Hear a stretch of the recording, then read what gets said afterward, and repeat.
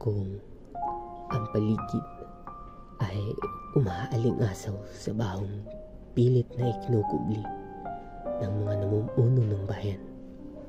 Kung mismong lupa ay ipinapanalangin ng pagbabago, ikaw ba'y mananahimik lang?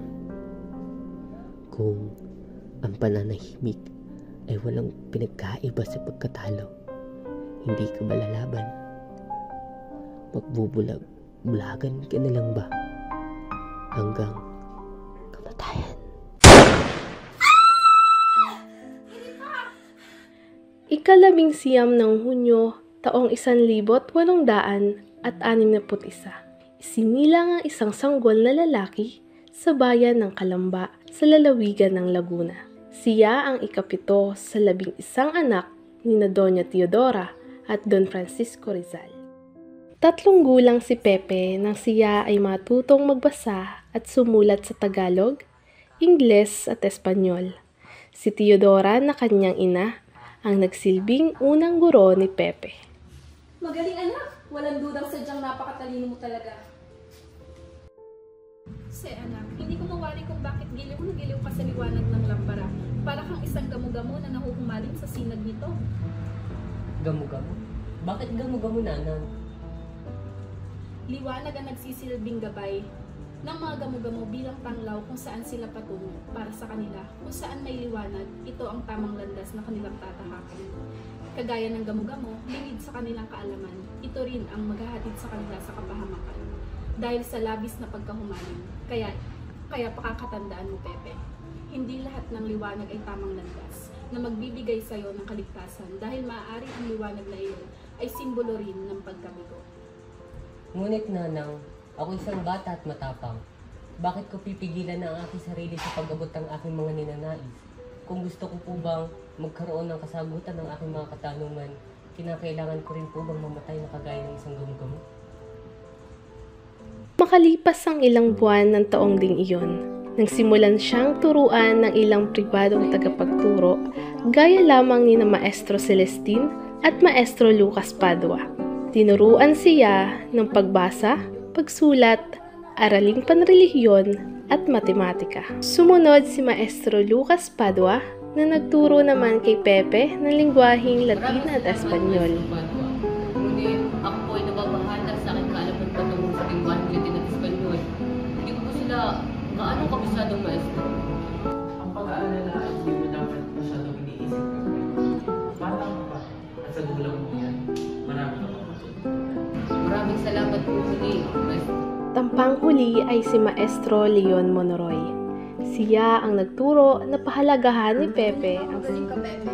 Ipagpatuloy mo lang ang pag-iskaptura, pagpipinta, at lalong-lalo na, ipagpatuloy mo ang paglikha ng tula at akla. Mahal ko, kinakailangan na ng ating anak na pumasok at mag-aral sa paaralan. Di maring dito na lang siya lagi sa ating tahanan. Sisko, hindi ba't alam mo naman nasakitin ng ating anak? Mas mabuting dito na lamang siya sa ating tahanan para mas mabantayan. Alam ko yun, Teodora, ngunit masasanay at lalakas din ang kanyang pangatawan. Mahusay na bata si Pepe. Mas mahahasa ang kanyang kaalaman kung siya ay magkakaroon ng formal na edukasyon. Pinatatawag daw po ako, Tatang. Oo, Pasiano. Ihatid mo ang iyong kapatid sa binyan. Doon muna siya mamamalagi para sa kanyang pag-aaral. Sige po, Tatang. ika-10 ng Hunyo, taong 1872, sinamahan ni Pasiano si Pepe patungo sa Maynila. Doon, nagbakasakali silang makapasok sa Universidad ng Ateneo Municipal de Manila. Hindi ka na namin maaaring tanggapin pagkatapos na ang araw na rehistrasyon. Ikalawa, mukha kang tagpatin at sakitin para sa iyong edad. Normal ito, Padre Maggi. Nakasisiguro kong mahusay na bata at estudyante itong si Jose. At naniniwala ako na magdudulot siya ng magandang reputasyon sa ating paaralan. Kaya nararapat lamang natin siyang tanggapin dito. Salamat, Manuel. Nang dahil sa iyo, pinayagan ako sa paaralang ito kahit mukha akong mahina sa aking edad. At lagpas na sa... Hindi naging madali ang mga unang taon ni Jose sa Ateneo. Walang naman, Jose. Lubos siyang nagsisikap upang matamo ang mataas na grado upang matuwa sa kanya ang kanyang inang si Teodora na noong panahong iyon ay nasa piitan. 16 na taon si Jose nang makaramdam ng unang pag-ibig sa dalagang nagngangalang Segunda Katigbak, isang kasamahan sa dormitoryo ng kanyang kapatid na si Olivia. Agad na nabighani si Jose sa unang beses na nakita niya ang dalaga. Nakapagtapos si Jose sa paaralan ng Ateneo at nakamit ang bachelor ng artes na may pinakamataas na karangalan. Matapos niyang makapagtapos ng pag-aaral, nagpasya siyang bumalik na kanyang bayan sa Calamba kung kaya't kinailangan niyang magpaalam sa unang dalagang nagpatibok ng kanyang puso. Dadaan naman kayo sa Calamba bago kayo pumunta sa Lipa, di ba? Magkikita pa tayo siguro. Sige na, paalam. Sa hindi inaasahang pangyayari, naging masama ang panahon ng mga panahong iyon sa Calamba. Dahil dito, hindi na kailanman nagkita pa ang dalawa mula noon. Jose, anak, ano bang iyong naiisip? Napakarami mo nang nalalaman, baka ito'y iyong gusto ng ikapahamak. Cisco, kausapin mo ang iyong anak tungkol sa kanyang pinaplano. Chodora, hayaan natin siyang magdesisyon. Kung yun ang kanyang nais, atin siyang suportahan. Ina, tama si Ama. Suportahan natin si Jose. Mabuti nang mas maunawaan niya ang kalagayan ng ating bayan sa tulong ng edukasyon. Abril 1877, sa edad na 16, nag-enroll si Jose Rizal sa Universidad ng Santo Tomas upang kumuha ng kursong Pilosopiya at Literatura, alinsunod sa kagustuhan ng kanyang ama. At habang naghihintay ng tugon mula kay Padre Pablo Ramon tungkol sa kursong nararapat para sa kanya. Sa panahong ito, ginamit niya ang apelyidong Rizal upang hindi makaagaw pansin sa mga mata ng mga Espanyol. Habang nag-aaral, ay doon niya nakilala ang kaakit-akit at mahinhing dalaga na si Leonor Rivera. Leonor, hindi ko na kaya itago ang aking nararamdaman. Nais ko nang bigkasin sa iyo ang aking pag-ibig. At yakapin ang hinaharap ng magkasama. Jose, paano kung malaman ng ating mga magulang ang tungkol sa ating relasyon? Ano ang ating gagawin? Kung kinakailangan, handa akong magtanan. Ngunit sa ngayon, kailangan muna natin itago ang ating pagmamahalan. Mula ngayon, tatawagin kitang tahimik upang hindi sila magkaroon ng ideya sa ating relasyon. Ang kanilang pag-iibigan ay nagtagal at naging masaya. Ngunit sa huli, hindi sila pinagtagpo ng tadhana. Si Leonor ay napilitang magpakasal sa isang Ingles na ininhero na nagdulot ng matinding kalungkutan kay Jose.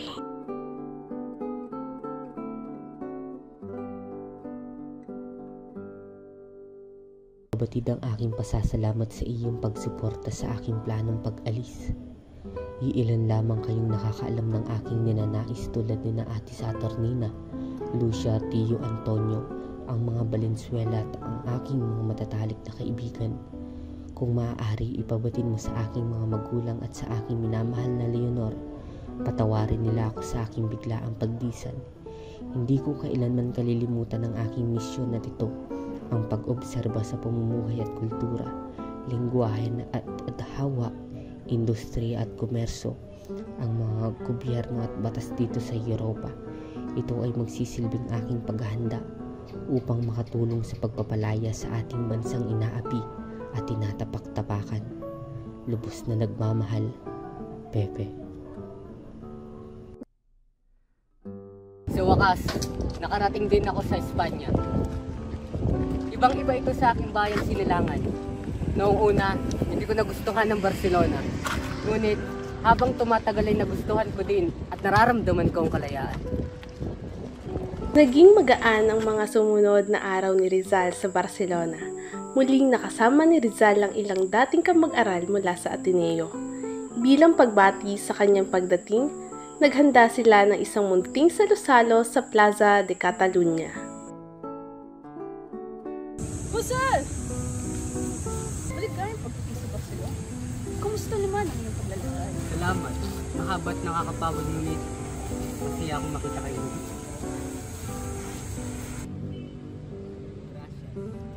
Ano ang impression mo sa Barcelona? Noong una, hindi ko gaano nagustuhan. Ngunit, habang tumatagal ay naging maayos naman ang aking pamamahay. Mabuti naman. Ating pagdiwang ang iyong pagdating. Kapag. Ilang araw ang lumipas. Nagtungo si Rizal sa Madrid upang ipagpatuloy ang kanyang pag-aaral at napagdesisyonan niyang sumanib sa Sirkulo Hispano-Filipino, ang organisasyong naglalayong maipahayag ng malaya ang paghihirap na dinaranas ng mga Pilipino sa ilalim ng pamumuno ng mga Espanyol. At labanan ng pang-aabuso ng mga pride sa ating bayan. Kung gayon, malugod kitang tinatanggap bilang Kasama rin sa organisasyong ito sina Marcelo H. Del Pilar, Juan Luna at Graciano Lopez Haina. Taong 1885 nang makapagtapos ng pag-aaral si Jose Rizal sa Madrid. Sa sandaling iyon, labis ang kanyang nararamdamang kagalakan sapagkat siya'y isa ng ganap na manggagamot. Natupad rin sa wakas ang matagal nang pinapangarap para sa kanya ng kanyang kuya Pasiano. Makalipas ang ilang buwan ay napagpasyahan niyang magpunta sa iba pang parte ng Europa. Nagtungo si Rizal sa Berlin, Germany. Dito isinulat ang kanyang unang liham sa isang scholar na Aleman, si Ginoong Ferdinand Blumentritt, isang taong may malalim na interes sa Pilipinas at sa wikang Tagalog. Nakaraan ng ilang taon, natapos din ni Rizal ang pagsusulat ng kanyang kauna-unahang nobela, ang Noli Me Tangere. Ngunit hindi naging madali ang lahat. Sa Berlin, kinaharap niya ang matinding kahirapan. Hindi dumating ang pinansyal na tulong mula sa Pilipinas. Wala akong natanggap na pera mula kay Kuya Pasiano. Isang beses na lang hindi ako kumain. Ako na naglalaban ng aking mga damit upang makatipid. Nakahanap na tayo ng maglilimbag ng Noli Me Tangere. Sa wakas, ang laki ng ating natipid sa Berliner Vertice Action sa 300 piso lamang para sa 2,000 kopya. Masyado ka naman nagtitipid, Rizal.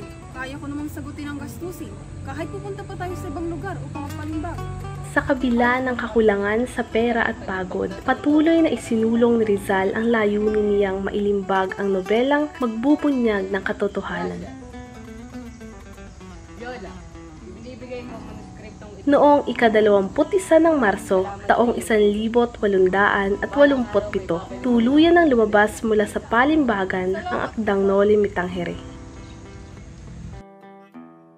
Mahal kong Ama, gusto ko munang humingi ng kapatawaran dahil sa aking pagtakas sa iyo upang makapag-aral dito sa Madrid. Ako po ay naghahanap ng karunungan na makakatulong sa akin sa pagpapalaya sa ating bansa. Sa ika-15 ng Hulyo ay maghahanda na ako sa aking pag-uwi. Agosto ng kasalukuyang taon ay magkikita-kita na tayong muli. Nagmamahal, Jose. Nanang, tatang! Kamusta ka naman, anak Pepe? Maayos naman po. Nanang, tatang, nais ko po sana magpaalam sa inyo. Bibisitahin ko muna sa Lima. Hindi maaari, Pepe. Alam mo bang mainit sa iyo ang mata ng mga praile? Bilang iyong ama, hindi ko hahayaang malagay sa panganib ang buhay mo. Kung ganun po yung nais, yun po ang sasabihin. Sa kanyang pagbabalik, nagtayo si Rizal ng isang klinika sa Calamba upang ipagpatuloy ang kanyang pagiging manggagamot. Mula sa mga natutunan ni Jose Rizal sa kanyang pag-aaral ng medisina, nagdesisyon siyang gamitin ang kanyang kaalaman upang gamutin ang lumalabong mata ng kanyang ina, si Doña Teodora Alonso. Taong 1888, ilang araw pa lamang mula nang makabalik si Rizal mula sa Europa, pinatawag na siya ni Gobernador General Emilio Terrero upang kausapin ukol sa Noli Me Tangere. Alam mo na siguro mga balita tungkol sa iyo. Delikado ang kalagayan mo ngayon. Kaya't nais mo isanin mo ang Pilipinas sa lalong madaling panahon. Ayoko makita kang mamatay sa kamay ng mga pride. Ngunit wala po akong nakikita masama sa mga isinulat ko. Totoo lamang po ako ngayon. Ako man, wala akong nakitang masama sa iyong aklat.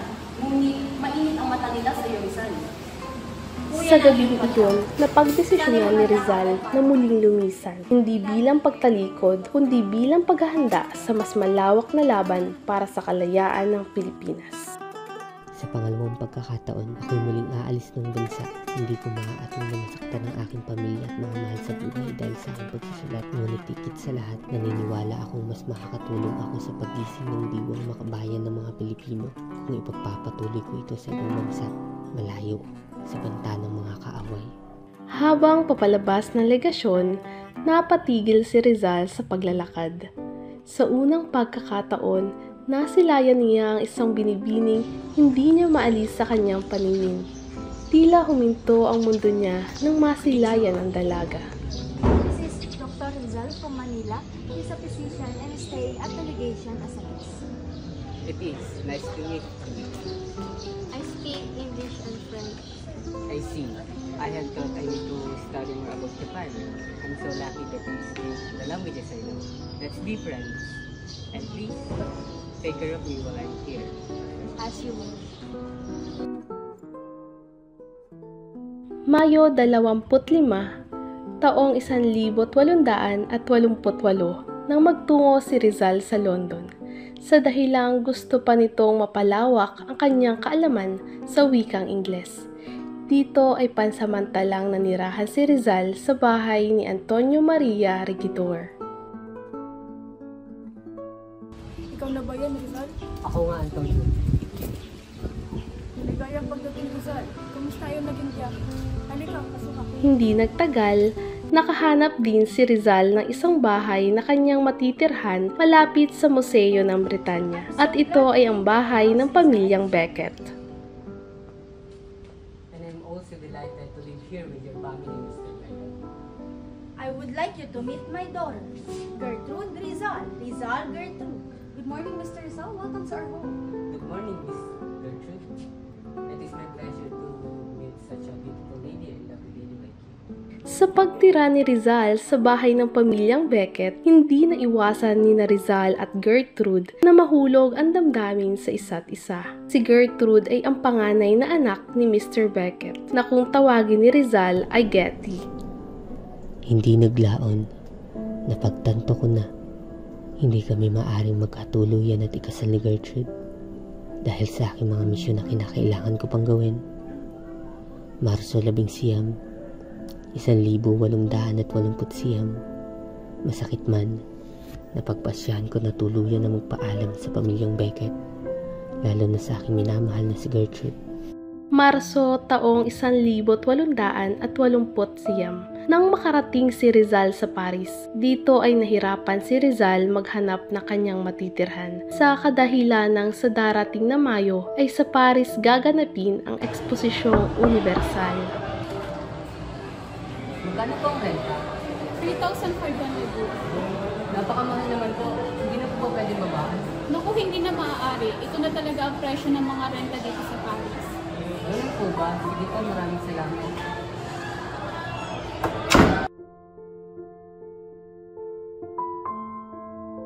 Noong taong 1890 ay nailimbag ang edisyon ni Rizal na may anotasyon sa Akdang Saksesos ni Morga.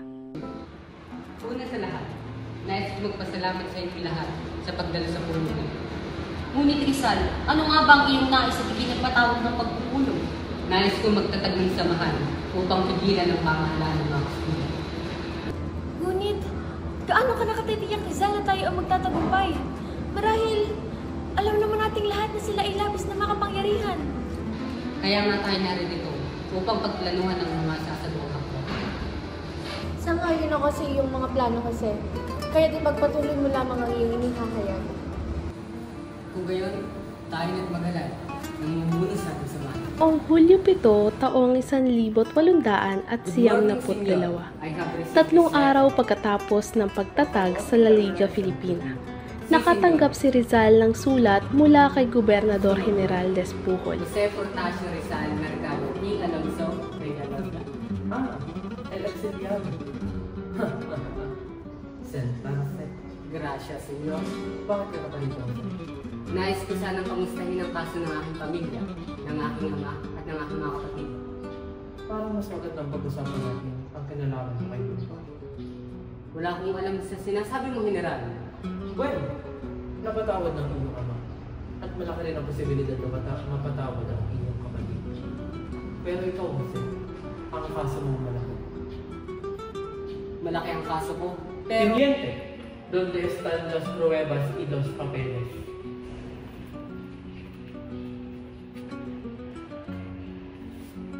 Aquilo, Yenes. Ayon sa kaso mo kasi, sumulat ka ng mga libro at mga punyeta laban sa Espanya at laban sa simbahan. Isinulat mo ang filibusterismo sa pag-alaala ng tatlong traidor na pari na si Gomez, Zamora at si Burgos. Ang layunin mo sa pagsulat ay para sirain ang kabanal-banalang Iglesia, Katolika, Apostolika, Romana. Ni isa sa mga ini walang may pruweba. Ang mga akusasyon na gaya niyan ay maaaring manggaling lamang kahit kanino. Wala akong... Hindi kami mga tanga, Jose. Wala akong alam sa sinasabi mo, General. Ito ang mga sulat nito ay nasa bahay ng ating Lucia mo. Sige, seize him and take him to Captain Garcinero. Kailangan ko ng patas na paglilitis. General, hindi tama ito! Silence! You will be escorted by my nephew Ramon. Sige, take him to Fort Santiago.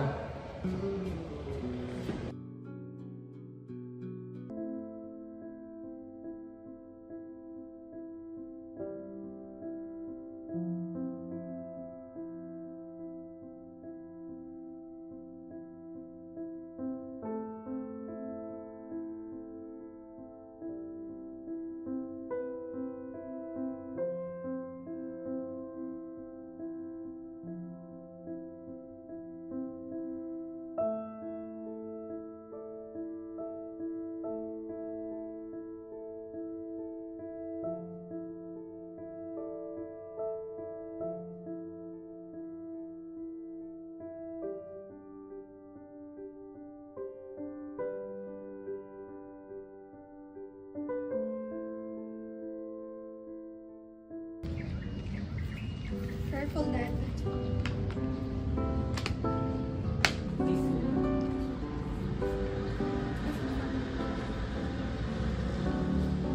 Good day, Dr. Rizal. I am Josephine Bracken from Ireland.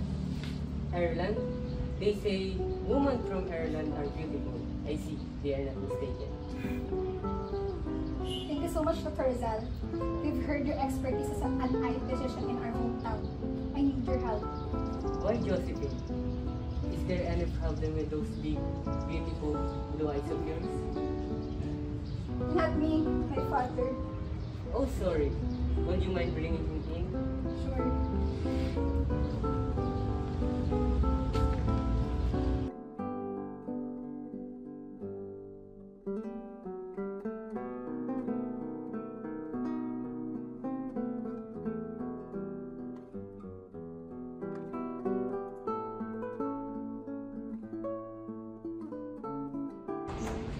I will not allow your marriage with Rizal.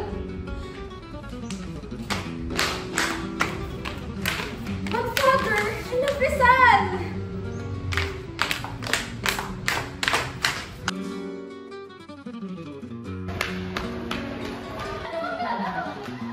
Maria, bakit ka sumisigaw? Humiyak ka ng malalim. Anong nangyari? Si Jose?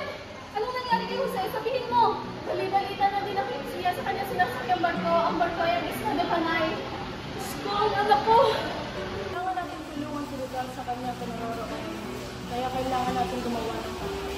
Sa papaanong paraan naman, maghahain tayo sa punong maestrado ng Cabias Corpus upang marinig nila ang ating sabi. May maitutulong ba ako? Kung iyong nais ay ikaw na ang magagat sa kanila. Masusunod.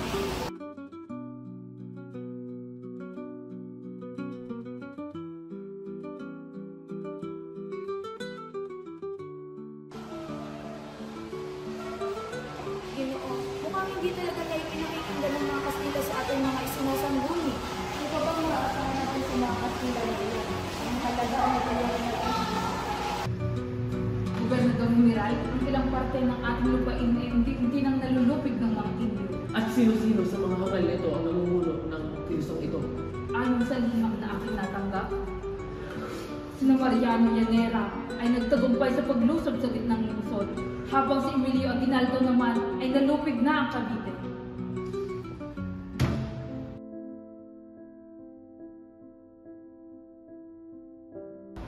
Ayon sa aking pagsisiyasat, may dalawang katibayan ng laban sa iyo. Una ay ang sinumpaang pahayag ng mga nakasalamuha mo sa iyong buhay. At ang pangalawa ay mga katibayang dokumento, gaya ng artikulo, liham, tula at talumpati na iyong sinulat. Walang masama sa mga artikulo at tulang isinulat ko. Hindi ito makatarungan. sisiguraduhin ko na malilinis ko ang aking pangalan. Ito lamang aking minumungkahi. Pinahihintulutan kitang mamili ng iyong mananangkol. Nandito tayo ngayon upang linisin si Jose Rizal ukol sa kanyang kasong pag-aalsa, sedisyon at pagtatatag ng iligal na samahan. Jose Potasio Rizal Mercado y Alonso Realonga, ito na ang muling araw ng iyong paglilitis laban sa kasong pangukupat sa Himog Sikat laban sa Espanya. Babasahin sa iyo bilang bahagi ng iyong karapatan ang mga ebidensya laban sa iyo. Si Rizal ay ginawa lamang ang kanyang tungkulin para sa bayan at wala akong nakikitang masama dito. Mahirap unawain ang usaping ito dahil sa damdaming nasasaktan. Ngunit paano mo ipagtatanggol ang pagbibintang ng mga hukom? Ang mga hukom ay hindi dapat maging mapaghiganti. Manapat sila ay maging makatarungan. Tama! Tumahimik ang lahat kung sinasangayunan ng naturang hatol sa taong sasaktan. Kung gayon, tapos na ang usapan. Ikaw, Jose Potasio Rizal Mercado y Alonso Realonga, ay napatunayan nagkasala sa harap ng korteng ito nang dahil sa panguupat ng himagsikan sa Espanya. Ikaw ay pinapatawad ng kamatayan. Ikaw ay hahatulang marilin sa Bagong Bayan sa umaga ng ika-30 ng Disyembre. Nana, ano po? No. Diyos niyo, anak ko, hindi ito ang gusto ko para sa iyo. Sa kagustuhan mong makamit ang liwanag ng pagbabago, ito rin parang magugudyog sa kamatayan mo. Nana, kapag ako ay tumatay, nais mo piliin mo ang aking bangkay. Baka kung saan lang nila akong tapon. Ilibing sa lupa, lagyan ng isang bato, ilagay ang aking pangalan, ang araw ng aking kaarawan, at ang araw ng aking kamatayan, at lagyan mo na rin ng isang krus.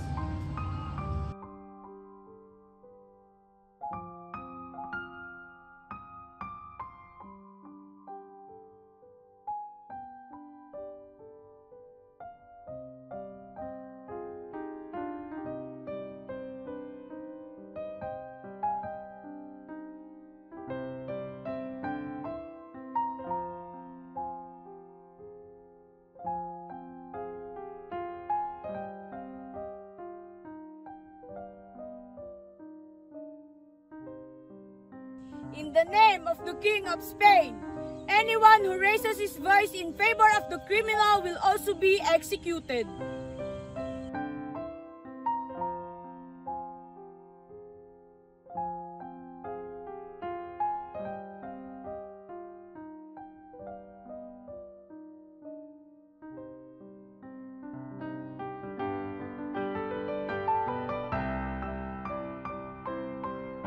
Ready!